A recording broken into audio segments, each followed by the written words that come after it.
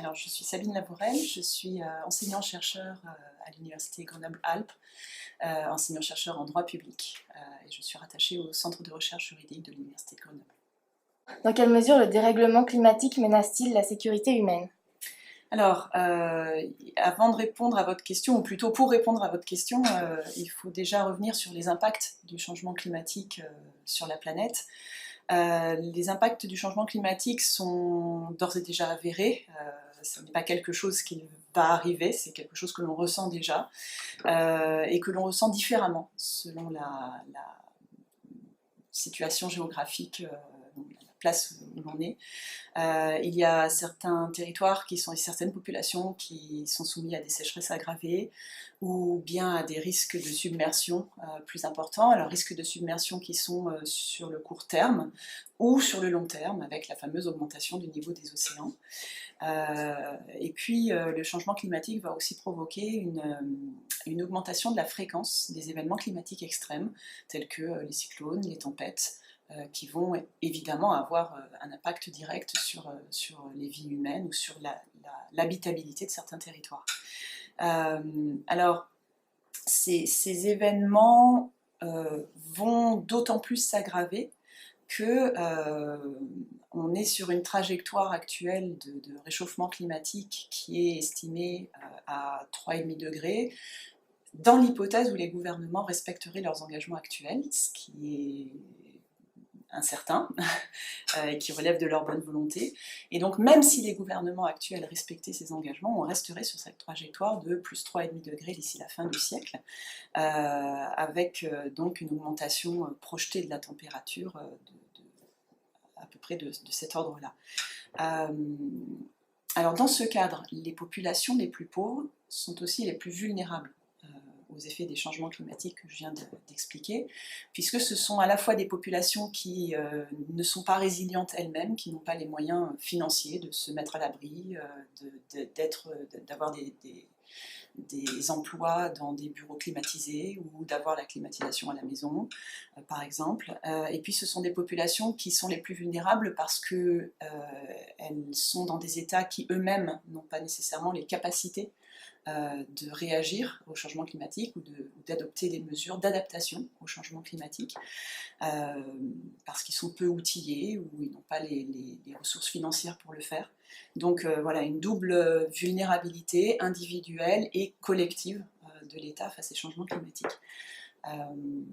Par exemple, on a souffert de la canicule en France la dernière semaine, mais on peut penser aussi à l'Inde, où dans le même temps, les vagues de chaleur sont de plus en plus fréquentes, avec un pic de température, un record de température qui a atteint les 52 degrés dans le nord-ouest de l'Inde en 2016.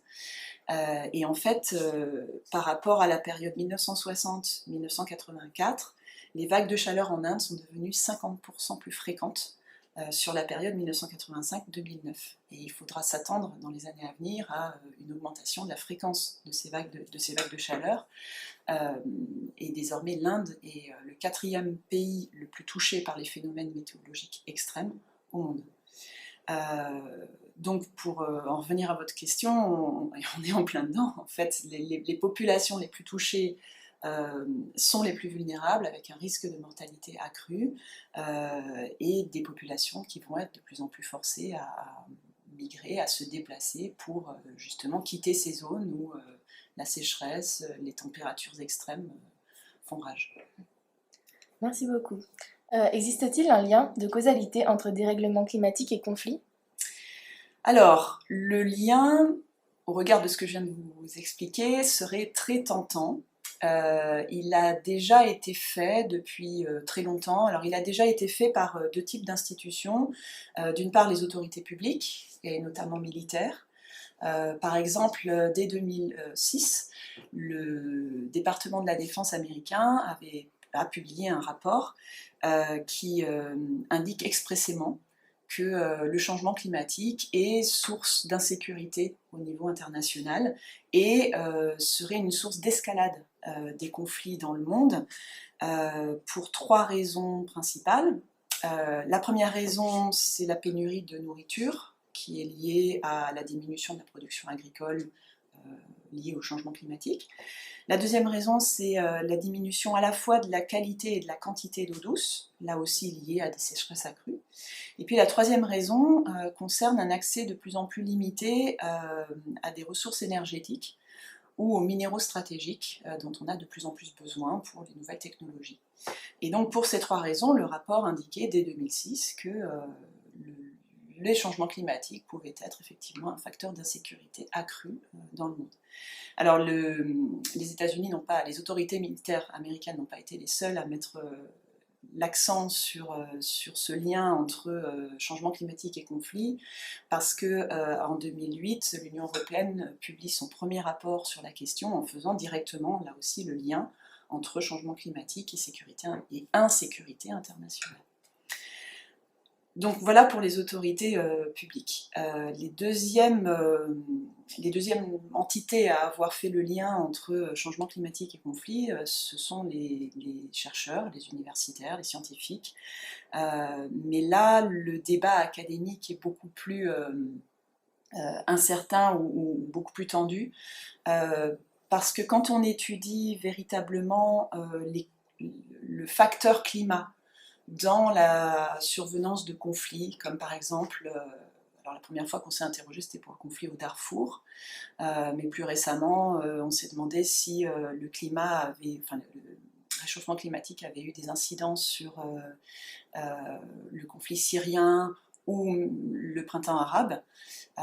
Et là, les recherches qui ont été menées sont beaucoup plus incertaines, pour deux raisons. La première raison, c'est qu'on n'arrive pas nécessairement directement à lier effet des changements climatiques et survenance de ce conflit en cause. Et la deuxième raison, c'est que ces conflits sont multifactoriels. Donc on n'arrive pas à distinguer la part du réchauffement climatique, si part il y a, parmi l'ensemble des facteurs qui auraient pu générer le conflit. Ce dont on est sûr en tout cas, bien qu'il y ait encore un débat académique très profond sur ce point, ce dont on est sûr, c'est que les changements climatiques sont nécessairement un facteur et seront nécessairement un facteur d'aggravation des conflits dans le monde. Le lien entre conflits et ressources naturelles n'est pas nouveau. Pourquoi a-t-il pris une telle ampleur au XXIe siècle ? Alors effectivement, il n'est pas nouveau, je dirais pas nouveau du tout, dans la mesure où depuis les tout premiers conflits de l'humanité, les ressources naturelles, ou l'accès aux ressources naturelles, ou la possession des ressources naturelles, a quasiment toujours été à l'origine de ces conflits. Alors, il s'agit, oui, effectivement, de la possession ou de l'accès aux ressources naturelles, qu'elles soient foncières, vivrières, énergétiques. Donc il y a quasiment toujours à l'origine d'un conflit une raison liée aux ressources naturelles. Alors si la raison n'est pas ni la possession ni l'accès aux ressources naturelles, on s'aperçoit que cette question-là des ressources naturelles vient toujours se greffer sur la question initiale à l'origine du conflit. Par exemple, si on prend l'exemple assez topique du conflit israélo-palestinien, dont l'origine est évidemment celle qu'on connaît et qui n'est pas nécessairement liée à l'accès aux ressources naturelles, en fait ce conflit se double d'un conflit d'accès aux nappes phréatiques. Donc, qu'on ait un conflit qui soit directement lié à la possession ou à l'accès des ressources naturelles, ou un conflit dont l'un des facteurs serait celui-ci, on a effectivement un lien direct entre conflit et ressources naturelles. Alors pourquoi ce lien a pris une telle ampleur, ou cette problématique a pris une telle ampleur au XXIe siècle ? Pour moi, il y a deux facteurs. Le premier facteur, c'est qu'il y a des tensions de plus en plus fortes sur les ressources naturelles. Et deuxième facteur, tensions de plus en plus fortes sur des ressources de plus en plus limitées. Alors, sur le premier facteur, donc des tensions de plus en plus fortes sur les ressources naturelles, en fait, le lien est directement fait avec une croissance démographique mondiale de plus en plus importante, puisque actuellement on est à 7,7 milliards d'habitants sur la planète. Les projections nous amènent à quasiment 10 milliards en 2050, c'est-à-dire une augmentation de 30% de la population mondiale, ce qui induit, et là on en revient à vos questions précédentes, ce qui induit des tensions sur l'eau, sur les terres arables, sur les ressources énergétiques, etc., etc. Donc voilà pour les tensions de plus en plus fortes sur les ressources naturelles. Et puis deuxième facteur, donc des ressources naturelles de plus en plus limitées, puisque on note, si je reprends l'exemple des terres arables, on note une diminution de 30 millions d'hectares de terres cultivables par an dans le monde, liées à la dégradation des terres, liées à l'industrialisation, liées à l'urbanisation. Donc en fait, par an, on perd l'équivalent de la superficie de l'Italie en terres cultivables. On a le même constat sur les stocks de poissons. On a également un constat similaire sur les ressources en eau, donc, ou les ressources occupées par les forêts, qui est aussi pourvoyeuse de nourriture.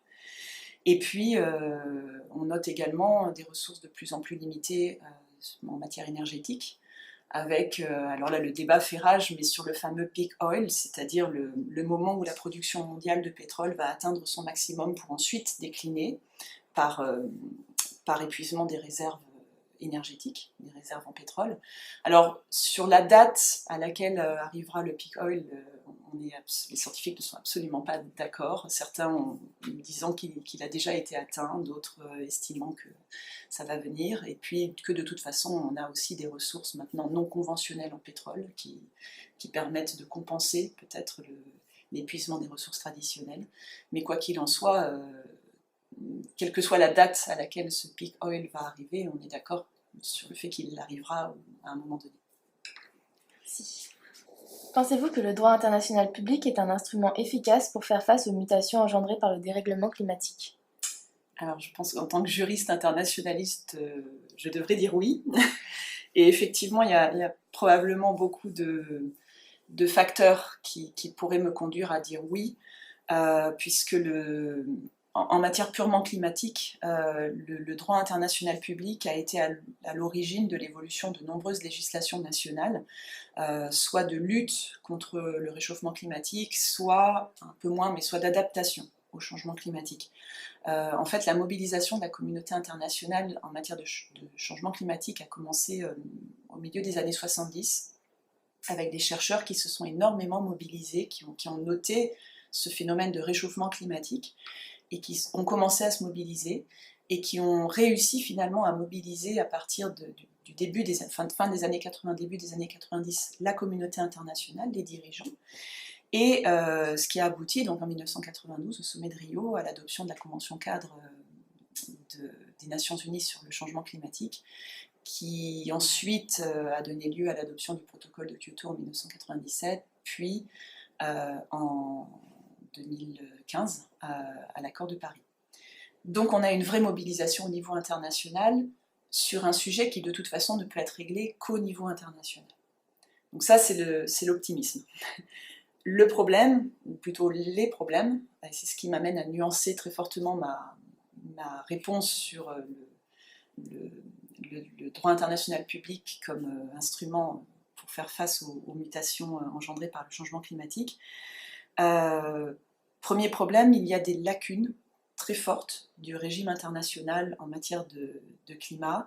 Par exemple, l'accord de Paris ne prend absolument pas en compte les victimes des changements climatiques, ne prévoit aucun droit, aucune protection spécifique à ces personnes qui seront déplacées pour des raisons climatiques ou même en restant à l'endroit où elles sont, seront victimes d'un assèchement de leurs terres, d'une salinisation des nappes phréatiques, etc. etc. Donc on a cette faiblesse-là, également la faiblesse de tous les mécanismes de compensation pour les dommages subis du fait des changements climatiques. Donc voilà pour les premières lacunes. Deuxième problème, ce régime international sur le climat reste très fortement tributaire des caractéristiques même du droit international public, c'est-à-dire qu'il n'y a pas de sanctions prévues si jamais l'État ne respecte pas ses engagements internationaux. L'effectivité du droit international est liée au bon vouloir des États. Et puis, comme l'exemple américain nous l'a montré malheureusement, il est très facile pour un État qui s'est engagé, par exemple, dans l'accord de Paris, de s'en retirer sans subir aucune pression ou aucune contrainte de la part de la communauté internationale. Et puis dernière insuffisance pour moi du droit international public, alors c'est pas une insuffisance qui lui est propre, mais c'est dans le contexte plus général qui veut que le droit international public est insuffisant à lui seul pour lutter contre le changement climatique. En fait, on a déjà un outil qui est mobilisé, mais il faudrait mobiliser bien d'autres outils pour effectivement que cette lutte contre le changement climatique soit effective et efficace. Alors d'autres moyens comme par exemple la mobilisation sociale, c'est ce que font les jeunes qui se mobilisent régulièrement dans les marches climat, ou alors des mobilisations par le biais de recours contentieux, où le juge va être saisi pour imposer finalement aux États ou aux entreprises de faire mieux et de faire plus dans la lutte contre le changement climatique. Le concept Responsibility to Prepare est-il une solution viable à la multiplication et l'intensification des conflits exacerbés par le changement climatique ? Alors, je vais revenir un petit peu sur ce concept. En fait, c'est un concept qui est vraiment très récent, sur lequel on n'a pas beaucoup de recul, ce qui expliquera aussi en partie ma réponse. C'est un concept qui a été proposé en 2017 par un think tank américain, non partisan, qui est le Center for Climate and Security. Et dans le rapport donc, que ce think tank propose en 2017, il explique que les risques sécuritaires qui sont liés au changement climatique doivent être pris en compte de façon beaucoup plus systématique par les institutions internationales et régionales, de façon à faire face, évidemment, à être préparé aux risques sécuritaires engendrés par le changement climatique, comme les institutions internationales sont de mieux en mieux préparées à un risque plus traditionnel, comme le terrorisme par exemple.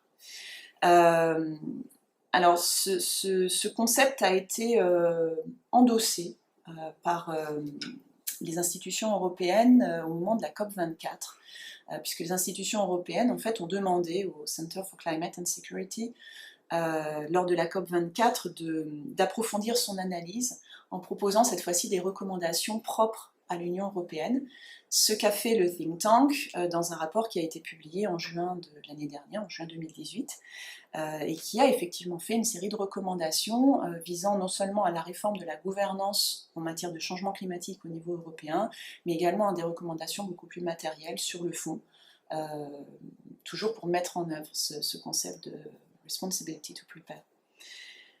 Alors, sur l'efficacité de ce concept, comme je vous le disais initialement, on a actuellement encore assez peu de recul. Mais moi, je serais plutôt optimiste, pour plusieurs raisons. D'abord, c'est que l'idée me semble pertinente, parce que le fait de gérer les changements climatiques et surtout d'éviter une aggravation des risques liés au changement climatique nécessite effectivement des réformes de fond dans la manière d'anticiper le changement climatique et dans la manière de gérer les risques et de gouverner finalement au niveau international ou régional dans ce domaine spécifique. Donc voilà, première raison d'optimisme. La deuxième raison, c'est que il est pour moi très bienvenu que les institutions européennes se mobilisent et montrent en intégrant ce concept dans leur mode de gestion et dans leur mode de gouvernance, qu'elles prennent en compte enfin véritablement les changements climatiques. Alors c'était déjà le cas au niveau européen, on a déjà quand même une région qui est particulièrement en pointe et qui s'est mobilisée très vite, mais sur un nouveau concept comme ça peut être effectivement intéressant et ça peut montrer qu'il y a une forme de conscientisation réelle des autorités en la matière. Et puis il y a une dernière source d'optimisme selon moi avec ce nouveau concept, c'est que le concept de Responsibility to Prepare, pour moi, fait écho directement au concept de le nom m'échappe. RDP. Oui, voilà, exactement. Où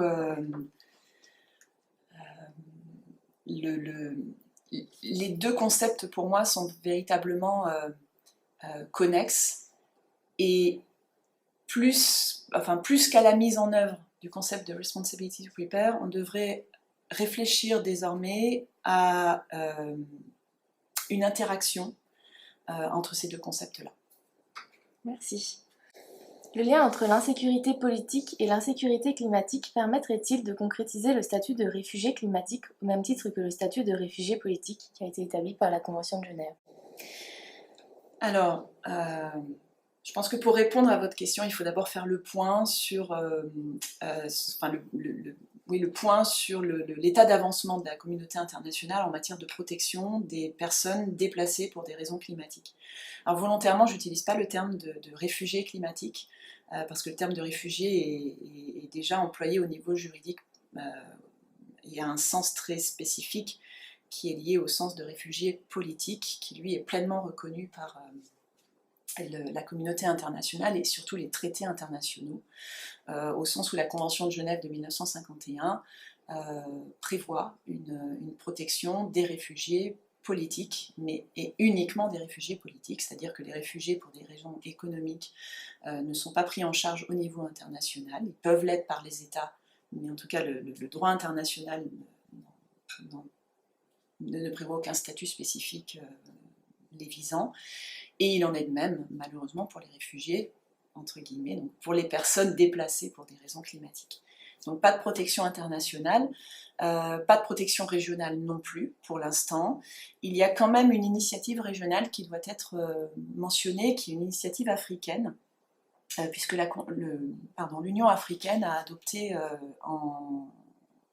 la fin des années 2000 une convention, la convention de Kampala, qui est entrée en vigueur en 2012 et qui prévoit la protection et l'assistance aux personnes déplacées en Afrique. Alors il ne s'agit pas spécifiquement de personnes déplacées pour des raisons climatiques. La convention englobe toutes les personnes déplacées, quelle que soit la raison de leur déplacement. Mais justement, cette convention est suffisamment large pour qu'on puisse intégrer les personnes déplacées pour des raisons climatiques et donc ne pas les exclure, comme c'est le cas par exemple de la Convention de 1951. Donc voilà une initiative régionale qui pourrait être porteuse si elle aboutissait effectivement à une protection des personnes victimes des changements climatiques.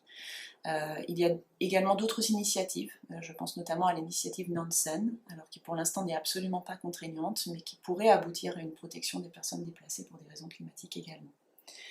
Alors pour l'instant, ces quelques statuts sont très embryonnaires, ils ne sont pas contraignants, donc on est plus sur un bilan négatif à ce niveau-là que positif. Et pour en revenir à votre question, est-ce que l'insécurité politique liée à la sécurité climatique pourrait être un incitateur d'un futur statut? Je serais vraiment très nuancée sur ma réponse. Pourquoi ? D'abord, ce statut pour moi, au niveau international ou régional, serait vraiment nécessaire. Quand on s'aperçoit, quand on voit les statistiques qui sont données, ou les prévisions plutôt qui sont données par les Nations Unies, puisque l'ONU annonce 250 millions de réfugiés d'ici 2050 pour des raisons climatiques. Donc il y aura de toute façon de plus en plus de déplacements liés au changement climatique à l'avenir. Le deuxième point qui m'amène à être très prudente, c'est que cette question est évidemment hautement sensible sur le plan politique, ce qui m'amène à ne pas être très optimiste sur l'idée d'un pacte mondial ou d'une convention internationale qui viendrait effectivement protéger les réfugiés sur l'ensemble de la planète, réfugiés pour des raisons climatiques. D'ailleurs, les négociations du pacte de Marrakech l'année dernière, qui portent sur des migrations sûres, ordonnées et régulières, ont bien montré que même pour un instrument international qui n'est pas contraignant, la sensibilité de la question est telle que les États ne sont pas nécessairement prêts à faire des efforts pour avoir des règles contraignantes en la matière. Cela étant, ce qui m'amène à nuancer une réponse qui serait totalement négative, c'est qu'il pourrait y avoir des initiatives sur le plan régional. Moi, je crois beaucoup au plan régional. Je pense qu'au niveau international, ça va être très difficile d'aboutir à l'adoption d'un statut, mais au niveau régional, on pourrait y arriver. Notamment, par exemple, dans le Pacifique Sud, qui est une région dans laquelle j'ai mené un projet de recherche. Et l'un des chercheurs de ce projet a proposé justement l'adoption d'une convention régionale qui viserait à protéger les personnes déplacées pour des raisons environnementales dans le Pacifique Sud, convention qui pourrait être proposée à l'ensemble des États insulaires, des petits États insulaires de la région, puisque a priori l'Australie et la Nouvelle-Zélande ne seraient pas nécessairement enclines à signer ce type de convention. Et puis surtout, et c'est par là que je voudrais en finir, pour moi la protection devrait vraiment être une protection avant tout nationale. Il y a déjà quelques initiatives, alors je parlais de la Nouvelle-Zélande à l'instant, en 2017 la Nouvelle-Zélande a adopté un visa climat pour protéger les personnes qui viendraient à demander l'asile en Nouvelle-Zélande, les personnes du Pacifique Sud, des États insulaires du Pacifique Sud touchés par les changements climatiques et qui se réfugieraient en Nouvelle-Zélande. Donc ça pourrait effectivement être une solution si les États orientaient leur politique dans ce sens. Et puis surtout, j'insiste vraiment sur les politiques nationales parce qu'en fait, parmi les 250 millions de déplacés climatiques envisagés par les Nations Unies, il y en aurait 140 millions, un peu plus de 140 millions, alors là ce sont des statistiques des prévisions plutôt de la Banque mondiale, qui seraient déplacés pour des raisons climatiques mais à l'intérieur des frontières. Autrement dit, à ce niveau-là, le droit international ne peut plus rien, ce sont vraiment les législations nationales qui vont protéger ces personnes, qui vont devoir quitter une partie du pays particulièrement touchée par une sécheresse, des inondations, etc., et migrer à l'intérieur de leur pays. Et là, c'est l'État qui est responsable.